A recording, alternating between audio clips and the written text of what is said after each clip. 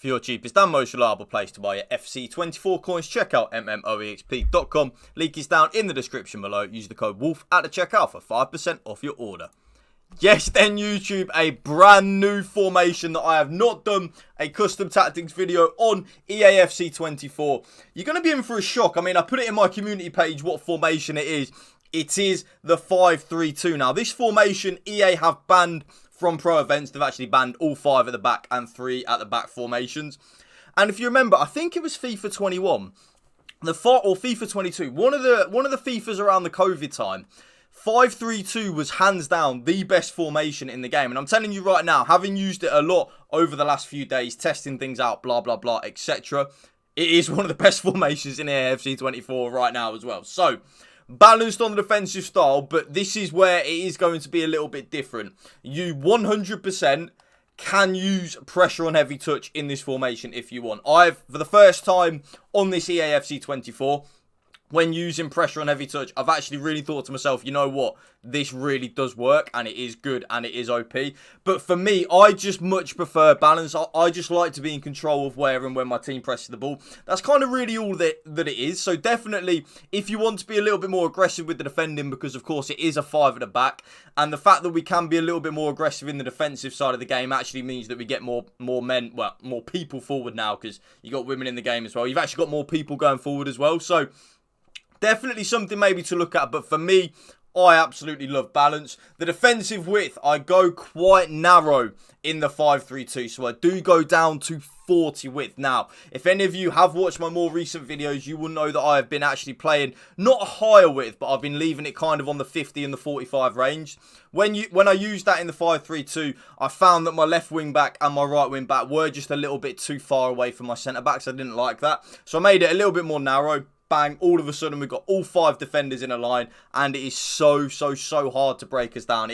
I'm telling you right now, this formation is mind-bogglingly good. Mind-blowingly good. Yeah, that's the word. Mind-blowingly good. You've got everything. You've got the 5 at the back, which is defensively solid, really nice and narrow and compact, and then you've got so many people going forward as well when we get the ball. It is just amazing. The depth, 100% YouTube, like I say in all my videos at the minute. 2 options. Option 1, the option that I'm using, is of course the 71 depth. If any of you don't know what 71 depth does, it does the automatic press and the automatic offside trap for us to get our players up the pitch. Very OP and very broken. And I think even if you want to give it a try, you will find a lot more success with it with a 5-3-2 than you would if you're using like a 4 at the back or a 3 at the back formation, because like I said, because we have more players defensively, we can afford to be a little bit more aggressive defensively as well. So that's why I would recommend 71 depth, and just because it's broken as well. But if you don't use 71 depth, 60 depth, 100%. Remember in yesterday's video I said, if I'm using a formation that I feel like we could be more aggressive defensively with, I will recommend 60 depth instead of 55 depth. And that is exactly what the 5-3-2 is. It's a little bit more better defensively. You've got more players there. You've got the left wing back and the right wing back. So because of that, you can definitely use and abuse that higher depth. But for me, 71 depth. Offense, balance of dive passing. Yep, you guessed it. I'm literally going to go into zero detail on that, YouTube. Like, and I mean zero detail with it. There's nothing more I can say other than just balance and direct passing. But one thing I will say, having done a lot of experimenting, and particularly in the 5-3-2 on this video, long ball and balanced is good. I'm telling you right now, a long ball and balanced, it is good and a viable option. But I just much prefer the balance of direct passing. I think it's just a lot better. The width, I actually go a little bit more narrow. So you might think that I'd go a little bit more wider, but I don't.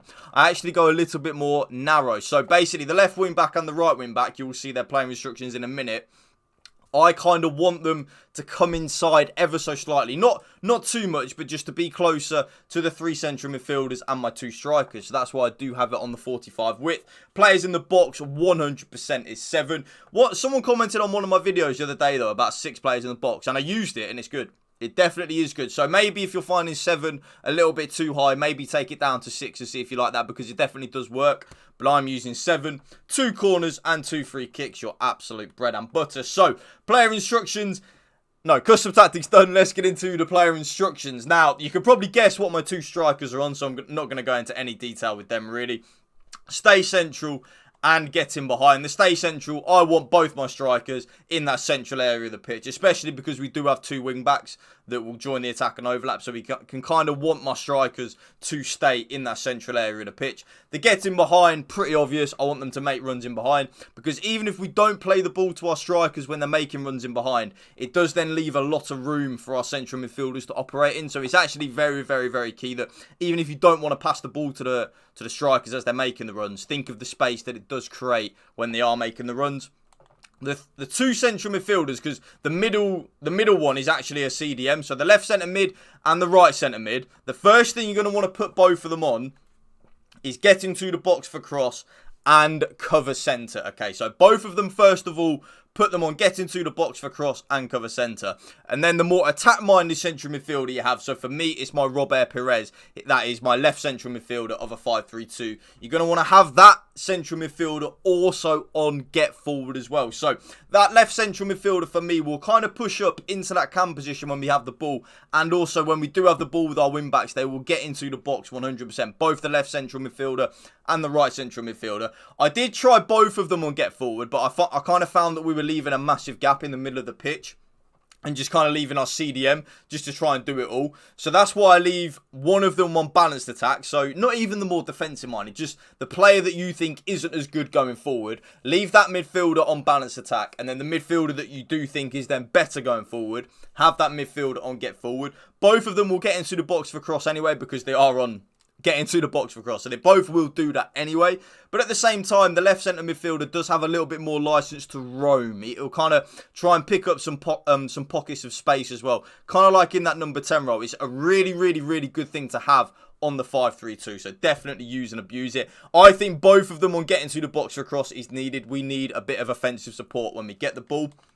The CDM, you could probably guess what that is. Stay back while attacking and cover centre. Yeah, that CDM, I want him to play the Rodri role. I don't really want him to move very far from that middle of the pitch. He kind of needs to hold the fort down. Not by himself, because the right centre mid will help out a little bit, but he kind of needs to hold that fort down. But we do have the three centre backs behind him, so even if they do break the midfield line, we do have the security of a back three rather than a back two sometimes in a four at the back.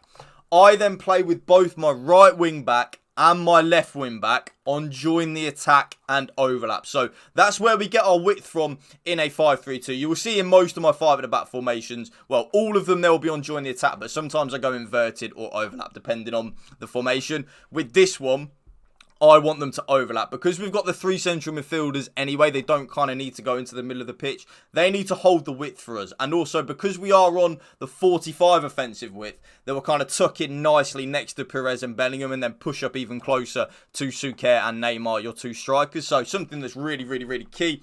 Last but not least, your goalkeeper comes for crosses and sweeper keeper. And that right there, YouTube, is my brand new 5-3-2 custom tactics video for you guys. If you did enjoy this video, please drop it a like for me. Drop a comment down below. And if you can hit that subscribe button to my channel, that would mean the world to me. Thank you for watching. Remember, spread the love and positivity. PMA, positive mental attitude. Peace out. One love.